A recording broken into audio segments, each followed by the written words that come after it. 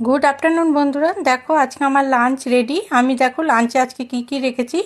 এখানে রেখেছি গরম গরম ব্রাউন রাইস, এখানে রেখেছি মেথির শাক, আজকে বেগুন দিয়ে করিনি, আমি বড়ি দিয়ে করেছি। এখানে করেছি ভিন্ডি সেদ্ধ, এটা লঙ্কা আর সর্ষের তেল নুন দিয়ে মাখবো। আর এখানে রেখেছি এঁচোড় আলু দিয়ে কষা, এটা পেঁয়াজ রসুন দিয়ে করেছি।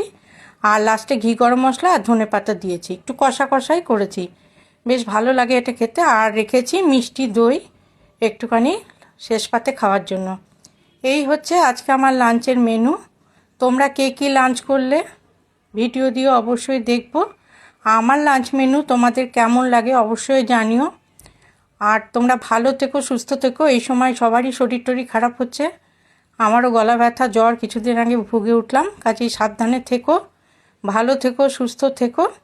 এই পর্যন্তই।